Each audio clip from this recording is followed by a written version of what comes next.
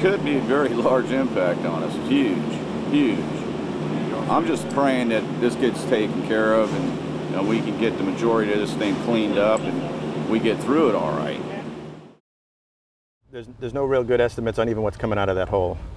And it's a continuous flow. It's not like a ship has wrecked and we sort of know how much oil or do know how much oil is on it. It's this continuous flow. Until they get that thing capped, we're going to be fighting this war. And it could go on for a long time.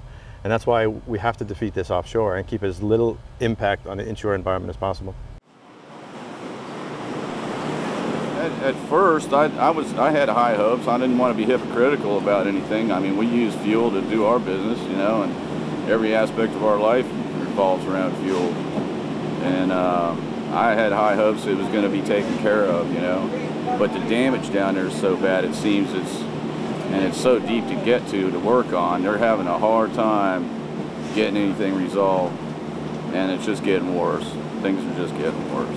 They should have an emergency opening so we can catch what we can for our future livelihood here. Because once we close this down, we don't know how long it's going to stay, and like I said, it's going to destroy us. We don't know what we're going to do. If we have any kind of oil that settles on the bottom and destroys the reefs and such, that destroys the habitat for the fishery. Who knows what the impact could be? Find work somewhere else, find another trade, because oil covers this bottom and it's going to stay a while. So I'm going to have to find something else to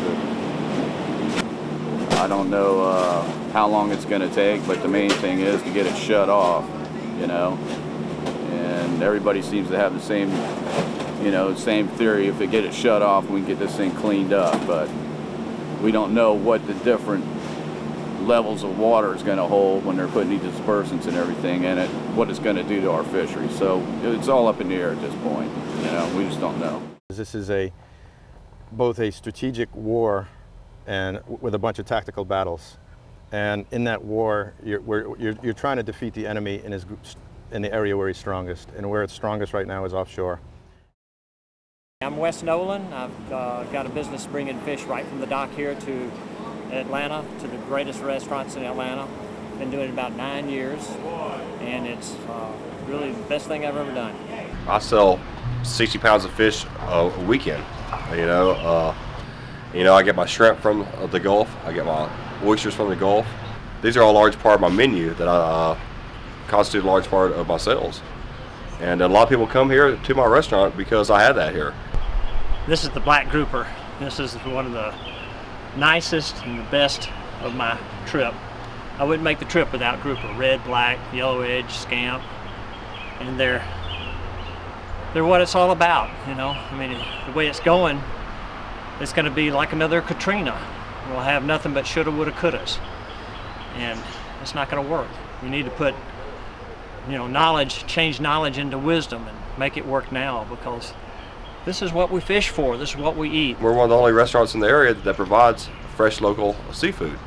And the value of having Wes bring that fish up from a marketing standpoint, from a value standpoint to our customers is invaluable. I'm worried, currently worried about the future, what's going to hold and what's coming up here soon. This is what we fish for. This is what we eat. This is the best of America. We get all our grouper from the Gulf, and this is what is worth sustaining. We got to keep it. We got to make sure it's going to be there for the next generation.